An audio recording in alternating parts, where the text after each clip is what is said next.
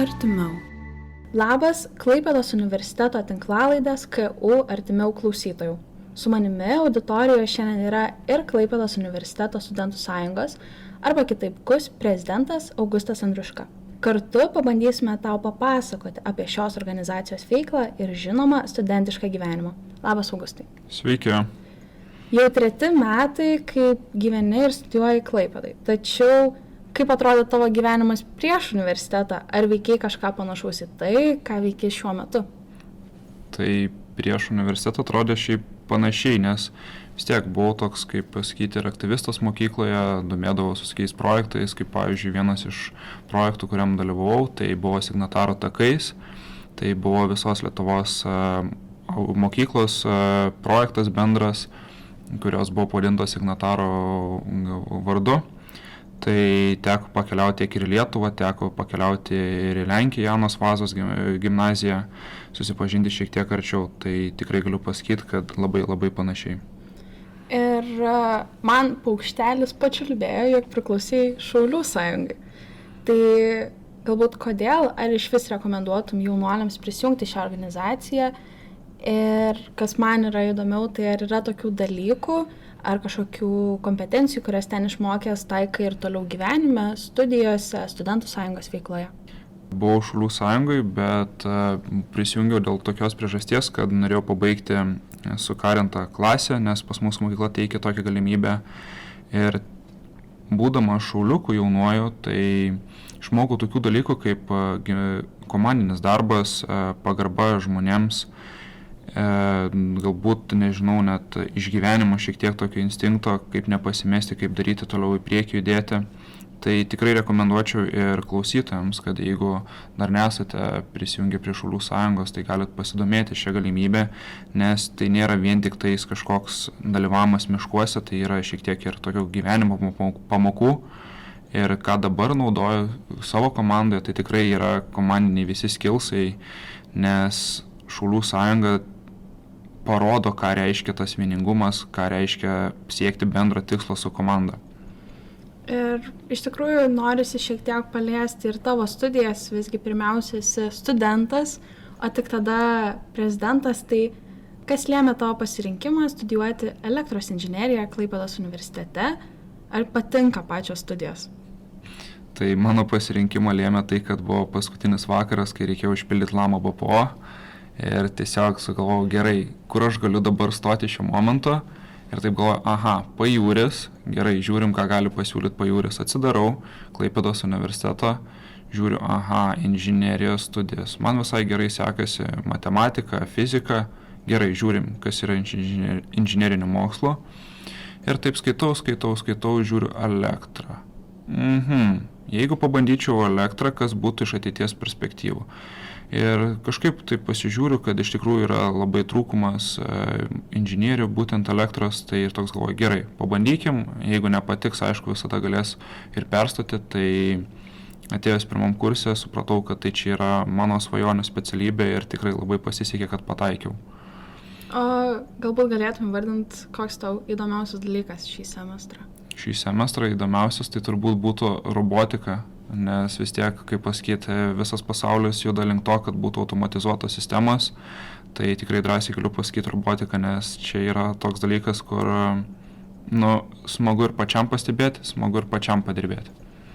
Atrodo, tokia vis tiek vyksta ir robotikos visokios varžybos ir panašiai, tai atrodo gera pažinti tą visą sferą iš tokios artimesnės perspektyvos. O kaip buvo pačioj pradžioj su studentų sąjunga, kuriam kurse pats prisijungiai prie KUSO ir kas tave paragino? Tai prisijungiau iš karto įstojęs, nes turėjom iš studentų sąjungos skirtą kuruotoją, galima net taip pasakyti, kurie šiek tiek supažinino su universitetu, papasakojo plačiau aplink studentų sąjungą ir atsimenu, priėmimas vyko, man atrodo, spalio mėnesį. Tai iš karto spalio mėnesį ir nusprendžiau prisijungti prie studentų sąjungos ir galiausiai lapkričio mėnesį, gruodžio pradžioje pamačiau, kad prezidentė tuo metu einanti ieško finansų paieškos ir rinkodaros koordinatoriaus. Taip pat irgi pasisiūliau šitą poziciją ir tai prasidėjo visą mano darbas centrinėme biure. O dabar po tiek laiko esi ir organizacijos galva, tai yra prezidentas. Ar tau buvo baisu žengti šitą žingsnį ir vesti toliau organizaciją į priekį? Tai tikrai taip, nes vienas dalykas yra tas, kad tu jau nebesi tas žmogus, kuris tiesiog kažką dirba, bet tu esi žmogus ir tas, kuris turi atrodyti ir parodyti atvaizdą, galbūt net sąjungos, ką jie dabar veikia. Tai šiek tiek buvo ir baimės, ir šiek tiek streso, ar aš tikrai suspėsiu viską atlikti, ir aš tikrai patempsiu viską, bet pakol kas labai džiaugiuosi šito pasirinkimo. O trumpai, taip, kokius tikslus esi išsikėlęs? Tikslus, tai kaip manau, kaip ir kiekvienas prezidentas kitų aukštųjų mokyklų ir galėtų pasakyti, tai kad nori studijų kokybės gerinimo, tai kad būtų kokybiškos teikimo studijos, kad studentai jaustųsi palankiau auditorijose. Paskui yra kitas toks didesnis dalis, tai kad įvaizdis pačios studentų sąjungos, nes tikrai labai norėtųsi, kad būtent bendruomeniai, kad pasakytum, kad aš esu iš studentų sąjungos ir aš noriu kažką padaryti, kad nebūtų taip, kad klausimas, kas ta studentų sąjunga.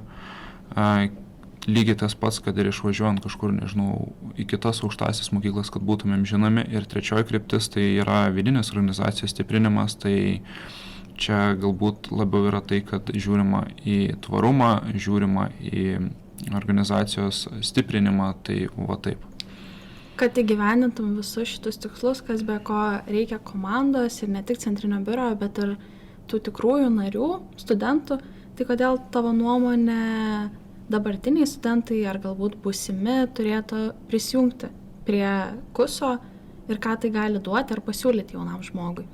Tai vienose mokymuose buvau gerą dalyką išgirdęs, tai kad sąjungai nėra reikalingi žmonės, žmonėms yra reikalinga sąjunga, nes tai yra mokykla pirmiausia, kurioje gali išmokti visiškai visko, kas yra susijęs su atstovavimu, viešojo kalbėjimo, lyderystės. Gali fokusuotis labiau į kokius projektus ar marketingo kryptį. Lygiai taip pat gali į ryšius su visuomenė, kad gali pasimokinti, kaip maketuoti, kurti, nežinau, kažkokį dizainą sugeneruoti. Tai tikrai čia yra mokykla, kurioje gali papildomai išmokti tokių dalykų, kurių galbūt tau ateityje, ne tik galbūt, bet tau prireiks ateityje ir turėsi jau kažkokių žinių. Tai va dėl to siūlyčiau ir skatinčiau visus pasidomėti apie studentišką judėjimą, apie studentų atstovybės teikiamas galimybės. Mūsų studentų sąjunga kiek komitetų sudaro šiuo metu? Šiuo metu sudaro, galbūt galėčiau įvardinti, tai yra žmogiškųjų išteklių, organizacinių reikalų, ryšių su visuomenė, marketingo, pats svarbiausias tai akademinių ir socialinių reikalų komitetas. O ko būtent tas paskutinis tavo paminėtas prisideda prie studentų gerovės?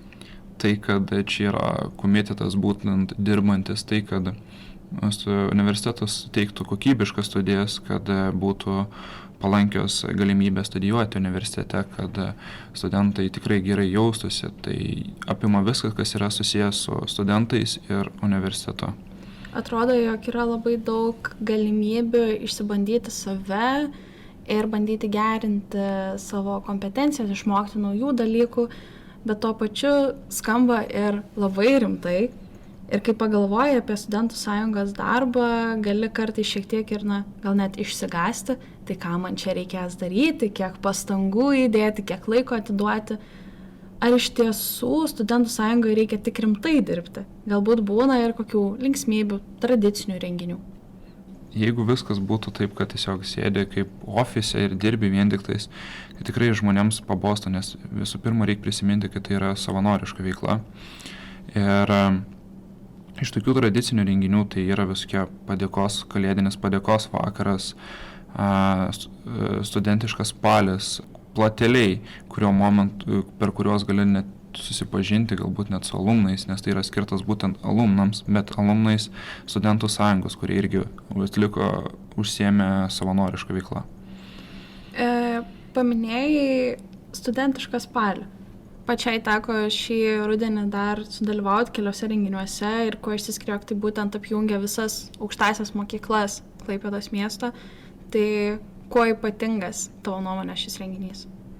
galbūt tai būtų galimybė net patiems studentams kažkoks įkvėpimas, nes vis tiek kalbiname žmonės, kurie yra šiek tiek labiau žinomi visuomeniai ir tai gali būti, kad paskatinimas studentams kažką veikti, kažką daryti, galbūt kažkokios idėjos jiems patiems kyla. Rimtai taip šnekant, viena pagrindinių studentų sąjungos funkcijų yra atstovauti, ką ir minėjai. Tai kokiose struktūrose studentai gali atstovauti studentams, savo bendrakursiams ir kodėl yra svarbu, jog studentai įsitrauktų į šitą procesą? Tai galiu pasakyti tik tiek, kad studentų atstovai yra visose valdymo organuose universiteto.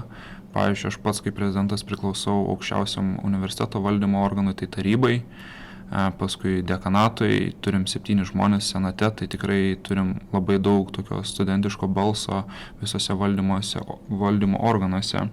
Ir kodėl tai yra mums svarbu, tai kad mes tiesiog galim tiesiogiai išreikšti nuomonę, kur galėtų universitetas patobulėti, prisitaikyti galbūt geriau ir nebūtumėm tai, kad neturim kontaktų su kažkokios universiteto. O per visą tą laiką, kuomet priklausai tokioms struktūroms, ar didžioji dalis studentų išreikštos nuomonės, kažkokių susirūpinimų, ar juos būna atliepiama ir iš tikrųjų jie išgirsti, o ne tik ant popieriaus tas faktas, jog studentai priklauso, kažką pasakė, bet iš tikrųjų nieko nėra imamasi? Esu buvęs labai daug universiteto darbo grupių ir vis laik yra klausima, tai galbūt kažką studentai turėtų nuo savęs papildyti, pridėti. Tai nėra užmirštama ir kiekvienam posėdį net paklausia, ką studentai norėtų pasakyti ties to ir tuo klausimu. Tai universitetas tikrai atsižvelgia į studentų nuomonę.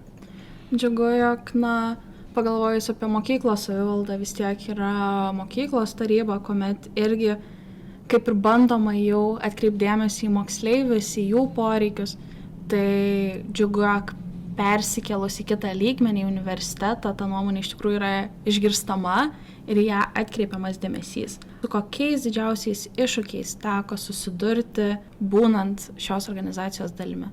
Tai iššūkiai yra man pačiam yra asmeninis iššūkis, tai suderinti paskaitas su savanoriška veikla, nes kartais būna taip, kad tu nori pradėjai darbą ir tu nori pabaigti, bet tu žiūri, kad tau už 5 minučių yra paskaita ir turi pervažiuoti dalį miesto.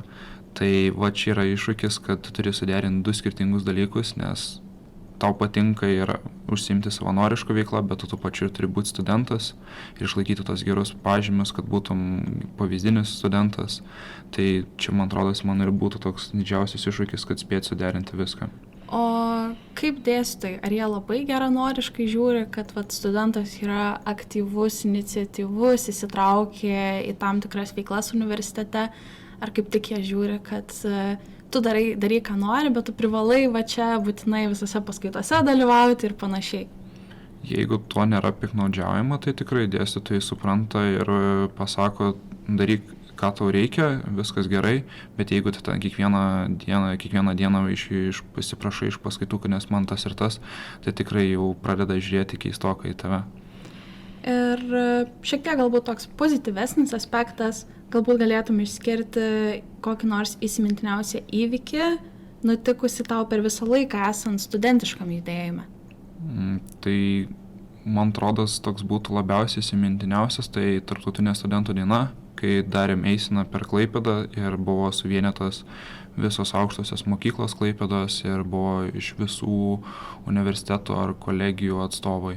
Ar tenka kaip studentų atstovui įsitraukti kažkiek ir į patį tokį tarptautinį judėjimą? Tai žinom, jog mūsų universitetas priklauso EU Connexus. Ar turime čia kažkokį vaidmenį kaip studentai tokio masto junginyje, ar vis dėlto nelabai?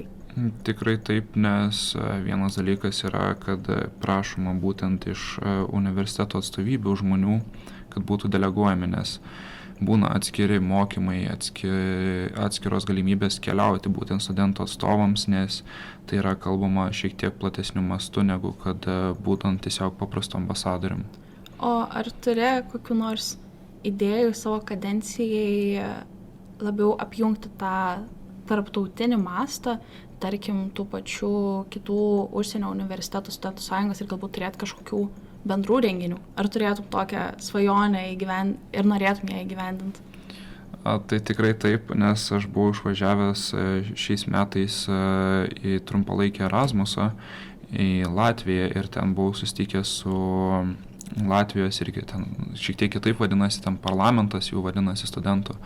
Tai su jais šiek tiek pasikalbėjom, tai ateitie tokia yra šiek tiek galbūt vizija kažką pabandyti sugeneruoti, bet aišku yra tas dalykas, kad atstumai yra, tai keliaujant yra šiek tiek sudėtinga su išlaidom, nes mes esame vis tiek nepelno siekiančios organizacijos.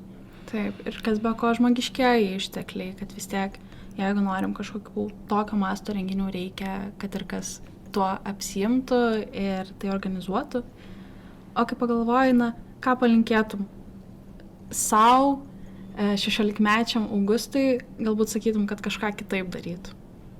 Palinkėčiau tiesiog lygiai tą pačią vagą važiuoti ir stengtis neišklysti, nes aš džiaugiuosi, ką aš dabar esu pasiekęs, aš džiaugiuosi, ką aš esu dabar padaręs ir tikrai nėra tų momentų, kur dėl kažko galėčiaus. Šiandieną gana plačiai aptariam tiek tavo, tiek Klaipėdos universiteto studentų sąjungos gyvenimą, o dabar prisimenu savo 12 klasę. Kokį patarimą duotum dabartiniam abiturientui, kurio gyvenimas netrukus pasikeis baigus mokyklą?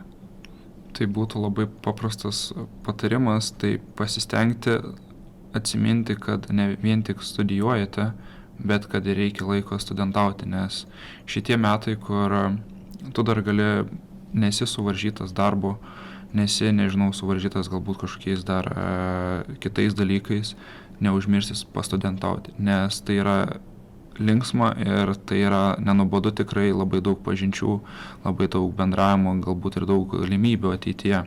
Tai iš tikrųjų taip, reikia nepamiršti, jog gyvenam ne tik mokslais, bet ir yra begalė kitų veiklų, tokių kaip studentų sąjungai, kurią galima įsitraukti ir savotiškai pasilinksminti.